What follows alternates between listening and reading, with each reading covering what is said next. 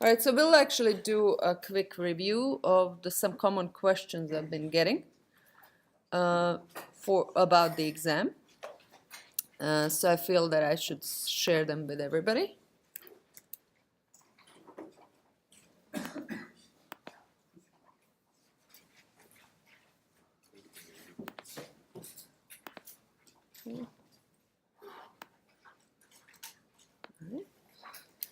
So just quick comment. There was a question on that anonymous form on whether 1.3 and 1.6 chapters from the book will be on the exam. So 1.3 is the pressure dependence of viscosity, pressure and temperature dependence of viscosity. It's actually a short chapter, but I typically don't focus on it during the midterm exam. So chapter 1.6, put those suspension formulas. I mean, you need to know the general concepts of how to approximate what is effective viscosity and how to approximate it for a suspension. Those formulas, you can put them on your cheat sheet to have them handy if they show up. That depends on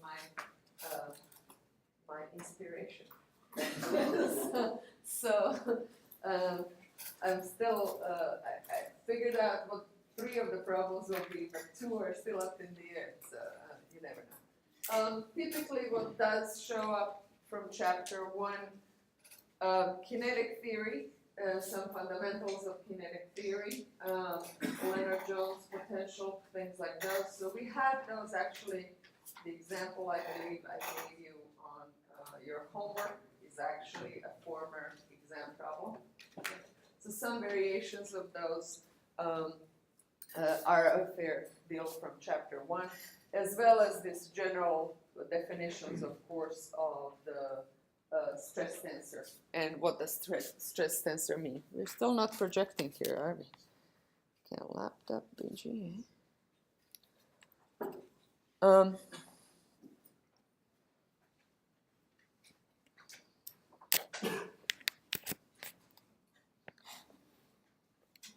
Come on. Oh, computer, please. All right.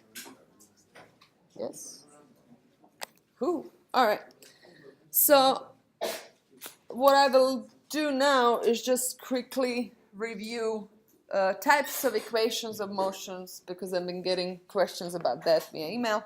And which equation are we using in which situation? So our most general equation of motion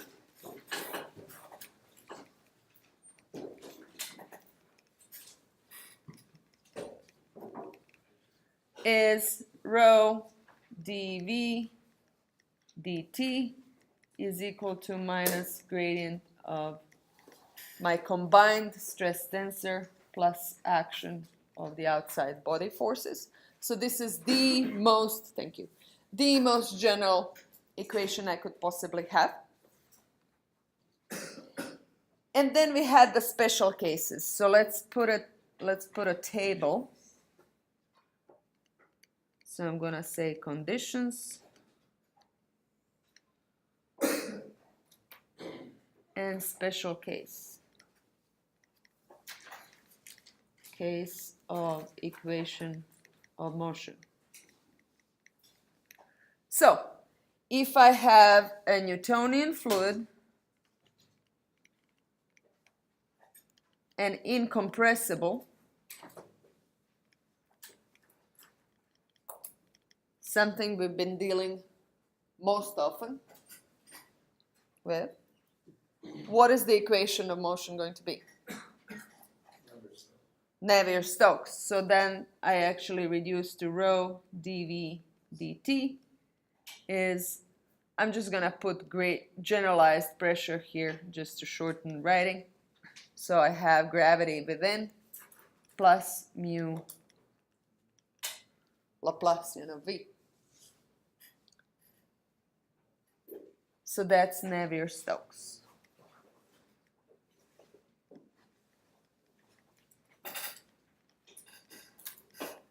If I have the same Newtonian incompressible fluid, but also very slow, so creeping flow.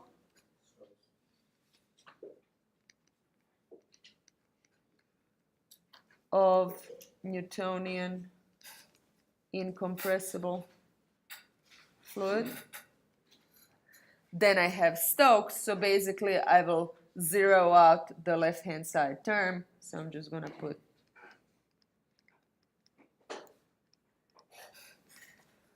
so Stokes' equation is not listed in the back of the formulas, but Navier Stokes is, and it's obvious which terms you actually zero out in order to get the Stokes. So do not use Navier Stokes if you can use Stokes. Your life will be much simpler. Okay. Then I have the special case in which I can neglect viscosity.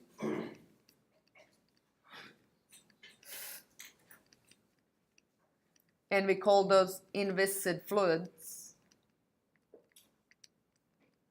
Sometimes it's simply the case that I have rather high speeds and viscosity becomes too slow to actually do anything. And in that case, I have which equation?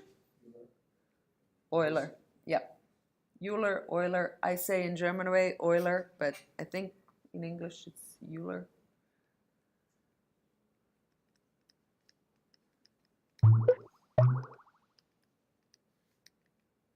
Oh, well, I'll use generalized pressure.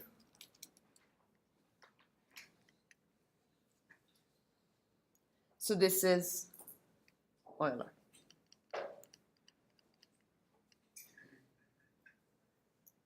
And then there's even a specialized case of Euler where I ignore viscosity effects, and I also have irrotational flow and steady state. So basically that is a steady state irrotational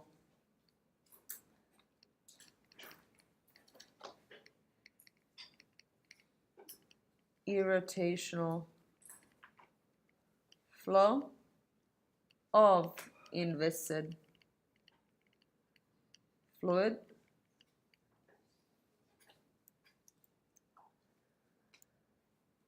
And that is what equation? Bernoulli. So in general form, it is actually rho times gradient of 1/2 V plus is equal to minus gradient of generalized pressure.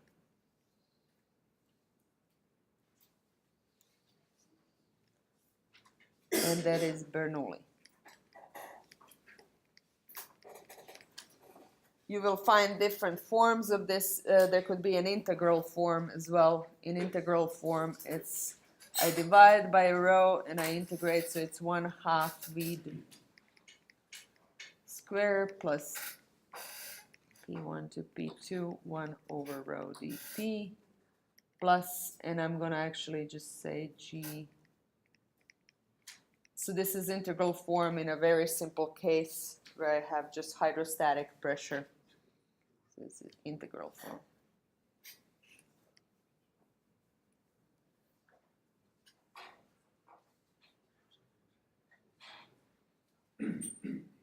So I will quickly actually just derive Bernoulli. I don't think we ended up doing it in class, but just to see where it's coming from.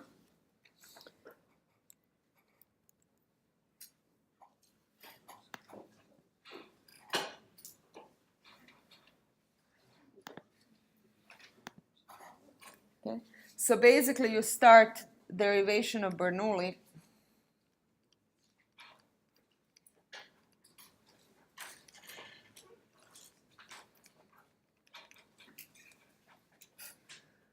So you start from Euler, and it's rho material derivative of V. I'm just going to now write down what it is.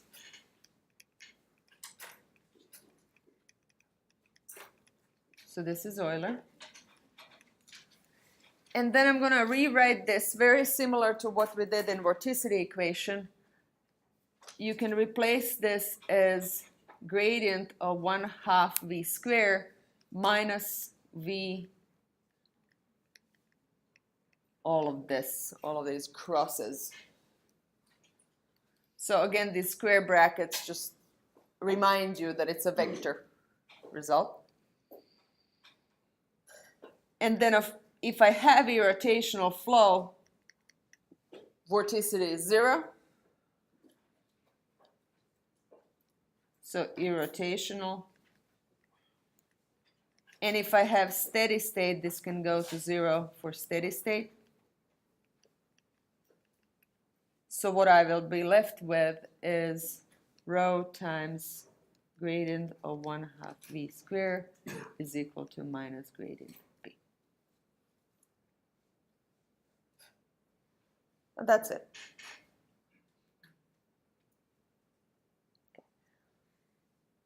Will I expect you to do these kind of things at the exam? No. So I don't expect you to pull out that formula out of the pocket. That's something that I would do if you actually had a book on you. But that said, simple things, applying the fact that something is irrotational or something is incompressible, those I do expect you to know. So something like that comes up in, let's say, those notes here. There was a case, and that was in 4.3 for potential flow. So basically, the type that I expect you to figure out was also part, and I got questions about on midterm, there was a problem. Which problem was it? Here's my midterm.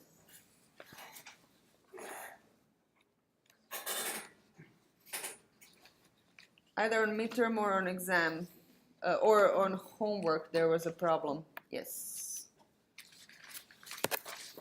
So in number 5 of midterm, and I think I gave that problem as a homework problem as well. So basically, a solid stationary sphere is immersed in a large body of an incompressible Newtonian fluid that moves very slowly. And when I put bold very slowly, that means that we are having which equation? Stokes, thank you. And if you sometimes when it's bolded, it's because if you go into Navier Stokes, you're going to tangle yourself up into something that's going to be hard to integrate, okay? Especially when figuring out pressure.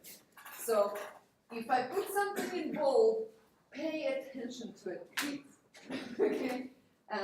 There was another case where I gave a problem. Oh, the problem of fluid moving down the slope. Okay, the film of incompressible Newtonian fluid going down the slope.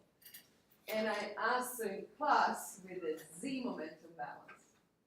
And in exam, I asked for x momentum balance. And I put it in bold. And I said in class, in the exam, pay attention to x momentum.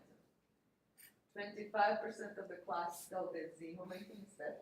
And the other 25% started with x momentum, but still somehow flipped the order of derivation and ended up with the equation that was effectively z momentum equation, because you just really got into the mind of copying things from that you know from the class. So again, if I put it in bold, please pay attention to it. And it was actually, x momentum was twice simpler to solve, quicker to solve, and then that was part A, and part B that didn't make sense unless you got x momentum equation, which is actually a pressure equation for that particular problem. Okay, so concentrate. Don't take things that you will just copy things from the class. Think and concentrate. And you know more than you think you do. So basically, we also assume inviscid irrotational flow. So when I'm solving for pressure in the last problem, I can use which equation? Bernoulli. So inviscid irrotational, you can use Bernoulli. That simply simplifies your solving for pressure immensely. So be careful about these things just in terms of like which equation to use. Now, what special equation does velocity potential for this problem satisfy? Okay? So let's actually get that. So this is the type of manipulation that I do expect you to know. So let's just first define. So if I have, this is a two-dimensional flow. Normally, we are used to, for two-dimensional flows, and especially creeping flow, we're used to stream function approach, right? Okay. Now here, so basically if you have stream function, you would gonna have minus c minus y. And vy is partial c partial x. This is stream function.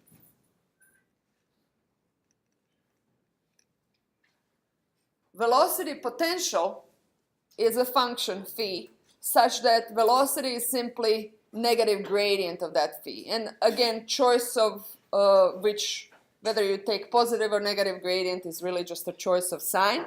In the textbook in 4.3, it's taken as negative. So Vx is phi partial x and Vy is partial y. This is velocity potential.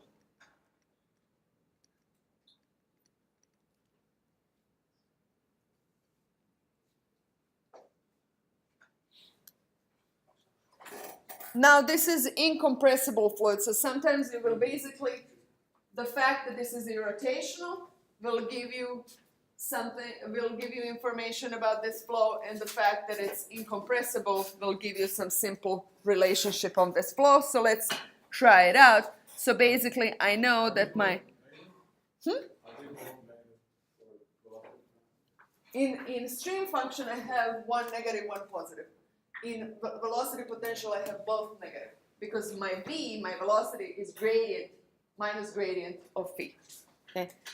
So another way to write that is that v,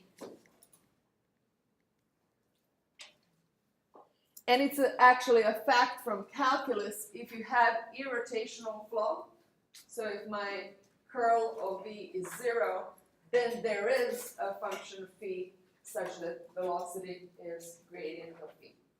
That's just a mathematical. So I can find such a function. Now, one thing that I know is that incompressibility, right?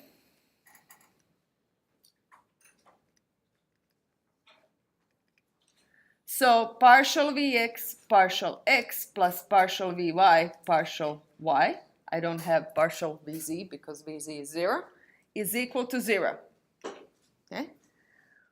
What is partial Vx? Vx is negative partial x, phi partial x, so this is minus, and then Vy is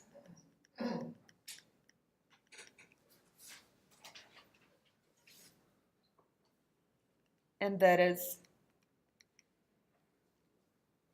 so Laplacian of phi is equal to 0. And that is the equation that velocity potential satisfies. Actually, the same is true for psi if I actually put the irrotational part into the equation. So then I know that my partial Vy is 0, so basically is equal to partial Vy partial x minus partial Vx partial Vy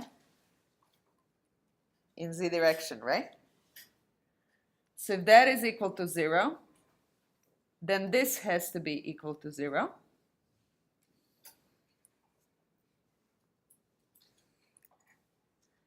And now if I put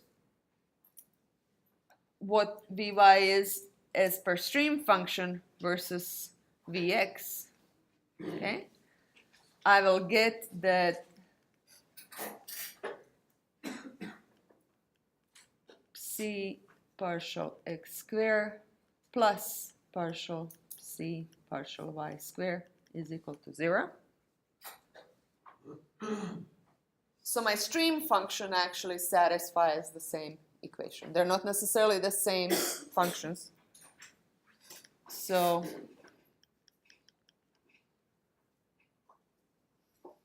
both velocity potential and stream function satisfy Laplace equation. Now normally, just a moment. So normally, these types of flows, I have two-dimensional flow around the sphere. I would actually go and employ stream function approach for Stokes equation, right? What does stream function approach require for C? Nabla squared sine. So nabla squared is equal to 0. Well, for irrotational flow, it's actually simplified. I can just go with nabla squared C is equal to 0. Okay. I can also simply go with nabla squared phi is equal to 0 and solve for phi. Same thing. It's just that the relationship between Vx and phi and Vx and or velocity and phi or velocity and c is slightly different. So just, if you're careful, you can actually solve for potential and be just fine and proceed just like you do. You would just take the relationship, so this is that famous, you would take the appropriate, so instead of velocity components in terms of stream function, you would actually go to the definition of gradient in appropriate coordinate system and find what are the relationships in spherical coordinates between v and phi, right? Is everybody following? So I could either I could just start, and I know what Laplace, this generalized Laplace operator is from this table for spherical coordinates, and I can just solve for it. And again, I have to translate my boundary conditions to the appropriate coordinate system and to either function phi or psi, depending what I'm solving for. So don't, like, the logic is still the same. You could go and solve for potential here, or you could solve for stream function. Either way, don't complicate your life by going to the nabla 4 of psi, or e to the 4 in spherical coordinates. Does this make sense, or am I speaking Spanish? Or Croatian, even worse. Spanish, you have some chances to know something, you know, in Spanish, but Croatian, good luck. Should I repeat? Okay. I should repeat. All right. So, option number 1.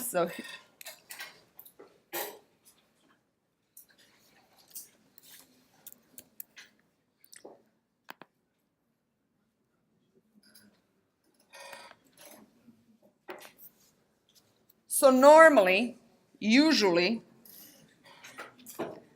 when solving for creeping flow around sphere in 2D, okay?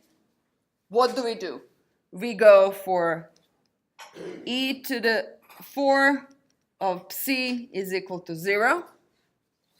I have the relationship between, in this particular case, between velocity components, which is VR is minus 1 over r squared sine theta, and V theta is 1 over r sine theta partial psi partial r. And I get E4 by applying E squared twice. So E squared is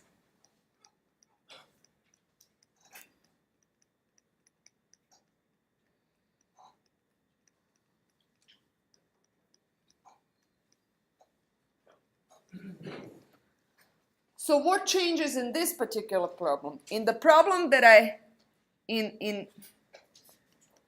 irrotational case, okay, it turns out that E squared psi is 0. already, not just e to the 4, okay? That's what I just proved just before for my stream function. And as a matter of fact,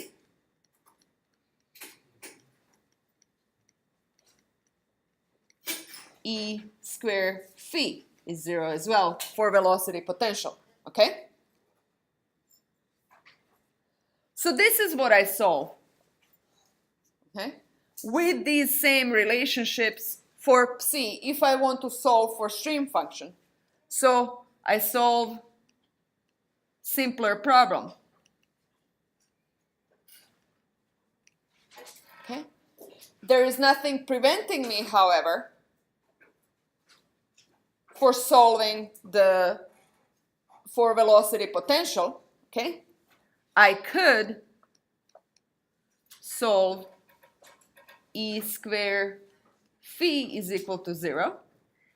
It's just that in that case, since v is minus gradient of phi, I have to actually look up what gradient is in spherical coordinates to plug it in here. Okay? Well, what is gradient in spherical coordinates? Let's see. Table A73. These are kind of handy. I should bring them all the time. All right. So basically, my VR is minus deep C dr, okay? And my V theta is minus 1 over R d phi d theta, okay? And I don't have the phi part because I have a 2D case. That's it. Okay? So when I'm translating my boundary conditions on velocity, I will express them for phi, and then I'm going to plug that into this. So I will get the slightly different function for phi than I would for psi. But that's fine because my relationship between velocity and the potential and velocity and stream function are slightly different. Okay? Is that clear? Okay, so More questions. okay, so when we do rotational flow, like we did to get Stokes' original equation, we have to solve only using streamlines. Can we solve using potential too, or not? No, so this is actually, so you can solve this problem using this. No, not irrotational, rotational, like the original problem. No, it wouldn't be as simple. Okay. Okay, where did the E square come from? Huh? Like, I know that E square is just a generalization of Laplacian. So technically we should go to appendix B and find E square there. There is a slight difference for just like two-dimensional flow. So because there's adjustments for whether your phi is disregarded or not. Okay. So I would still go to table. Just go to table. So I could give you a problem in cylindrical coordinates. Okay. And then you would go to this table and you would just express what e squared or e to the 4 is for cylindrical coordinates. How? By just finding that one. In the table, find the case. Okay. Okay. But for So it's just a generalization of that operator in different coordinate system. Just refer to this table. okay. It's simpler also because of the assumed there's certain way, like in stream function, you can go plus minus and things like those. So those are consistent in this table. So stick to them. But it would be wrong to use the rotation? You wouldn't necessarily be wrong. I think you just stick to this for now. It's just in this particular case we could have gone because it's ultimately just a little simpler. But for solving for potential, you can use the table. You have to go and get the great nabla square in terms of Laplacian from the appendix to solve it. Yeah, just for the relationship with the potential. Yeah, so you said I could Because solve E so the squared problem, P. yes, but the problem is that if I have e to the 4 of if I don't have irrotational flow, then Laplacian of p is not 0. So the same. This is just a special case where I have irrotational flow. So if you don't have irrotational flow, don't even think about using potential. Because the same, it's not true. And in cases of irrotational flow, we can use Bernoulli to get pressure. But Right. But in the original case, we couldn't. Yeah, you have to do Stokes. We have to use Yes. Stokes and suffer. Okay. So being irrotational simplifies your life, okay? And you can go either way. And we don't know precise function. I think it works the same way because this is not zero. Okay.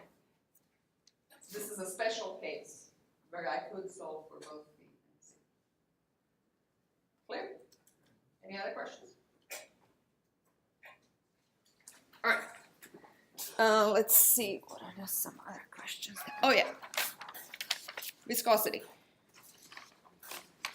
Got questions about viscosity, so just quick clarification, because in particular there was on this midterm,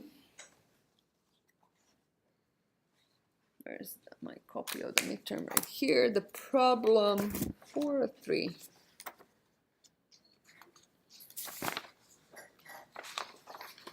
And I guess I'm just gonna write that down in this list. So do not use potential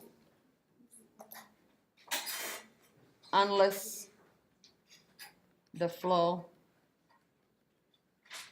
is irrotational.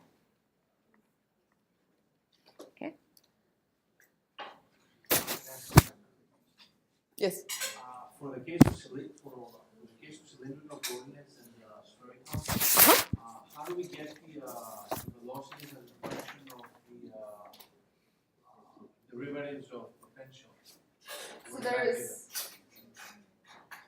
cylindrical, again, you would go, if in this case of potential flow, you go to the gradient, Oh, you go to the gradient. expression of the gradient. Okay. And that's in different table, that's not here. Because this table is for the general case where I don't have irrotational flow. All right. Okay, and then there was a film of power law fluid in problem 4.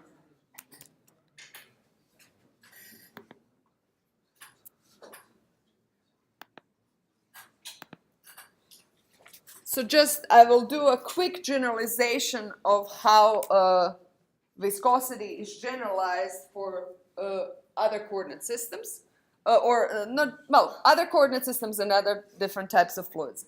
So in case of, so quick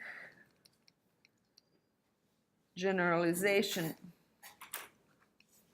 of power law fluid expression.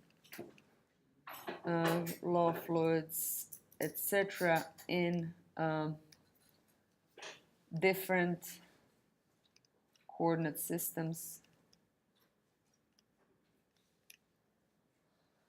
So one thing that we had is that tau for my Newtonian fluid, I had that tau as a tensor is minus mu gradient of velocity plus gradient of velocity.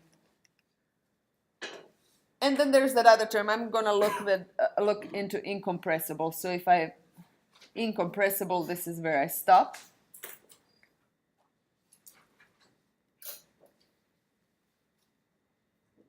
And these are tensors. So I'm just, for the moment, I'm going to actually just kind of make it really clear that these are tensors, right?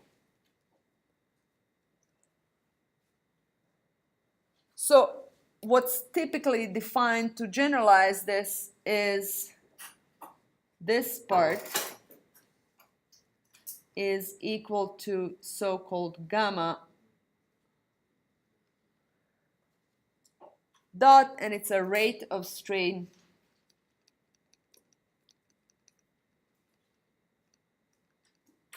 tensor.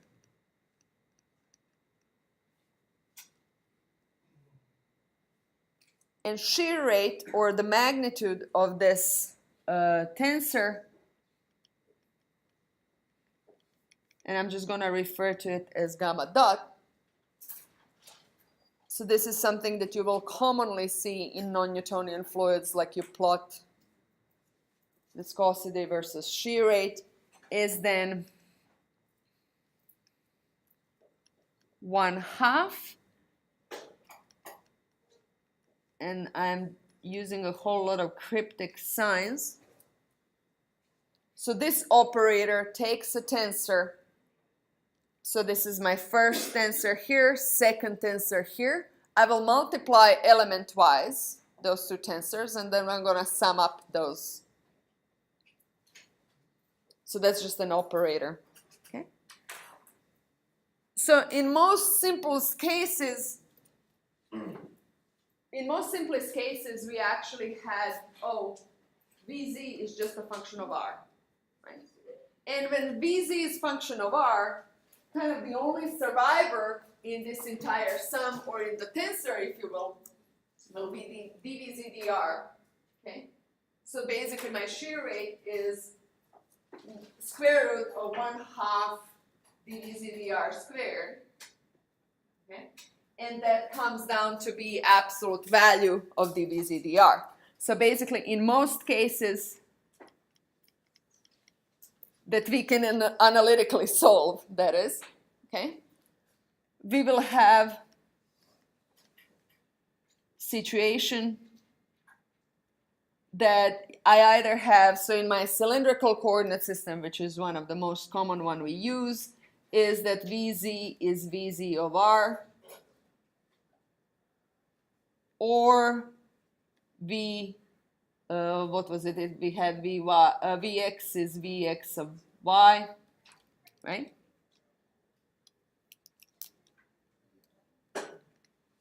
And all other velocity components are 0. And in that case, this magnitude basically becomes absolute value of dvz dr or dvx dy.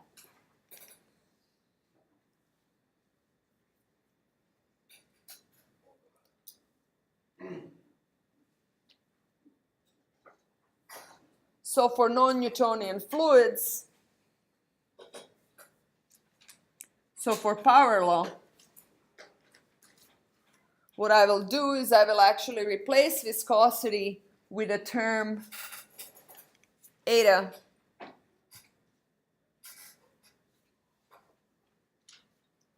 which is m. So this is, for power law, this replaces viscosity. Where? Over here.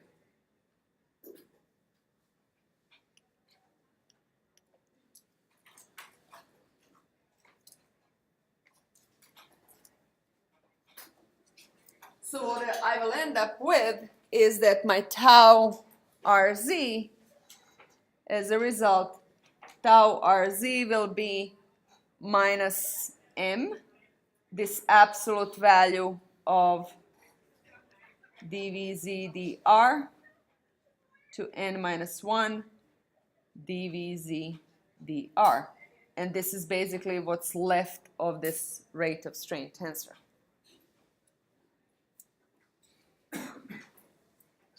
For Rz component, and all other components I'm not interested in when Vz is Vz of r. So this is how you can deduce. Now what you can simply do is have this on your cheat sheet and work with it. Okay.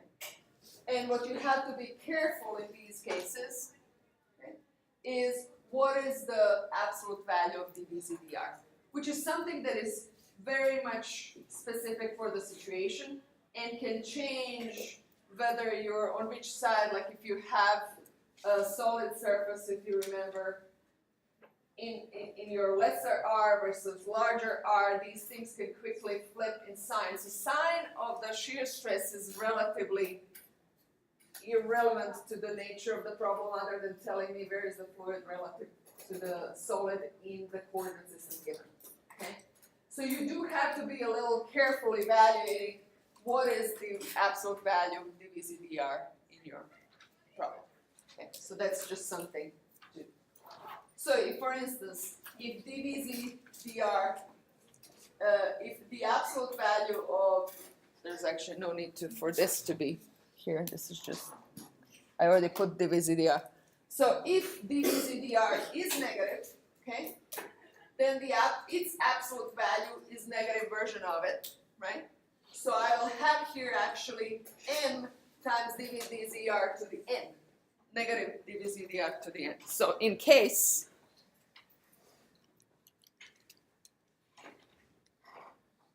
that dV/dr is less than 0, then tau r z is m minus dV/dr to the n. Okay? Because my absolute value of a negative number is negative of that number. No, there's one here, and minus 1.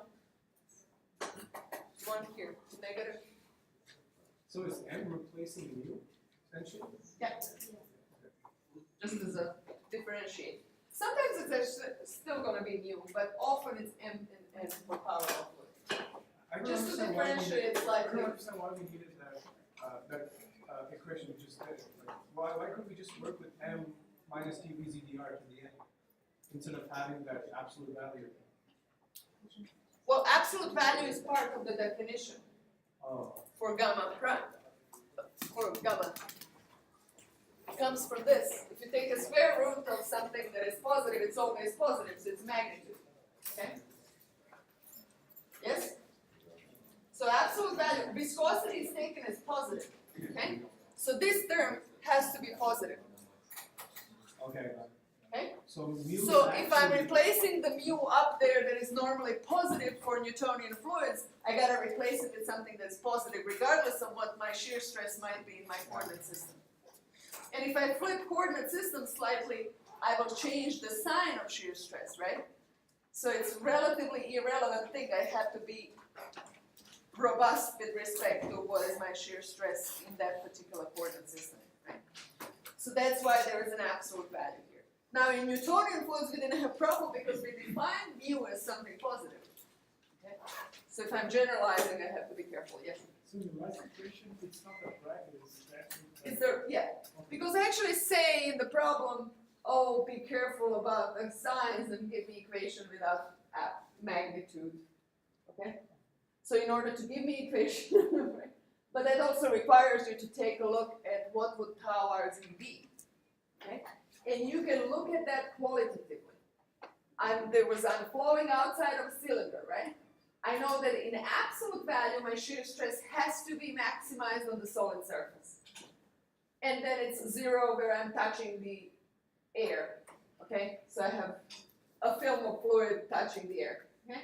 So, and then whether this maximized value is actually positive or negative depends on where is my solid surface in the coordinate system, okay? So you can do that regardless of knowing the actual tau z. You didn't solve for it yet, you don't know.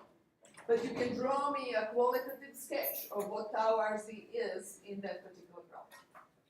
Same thing you will have like, in annulus, you will actually have a switch in signs. Because in annulus, you have a solid surface outside, solid surface inside. Okay? So you'll have switching signs of tau r z, though technically it's maximized on both of those solid surfaces. So those things you can qualitatively draw without really solving the problem. And based on them, you can then evaluate what this should be and simplify your life if you are actually solving it. Okay? Questions? Okay.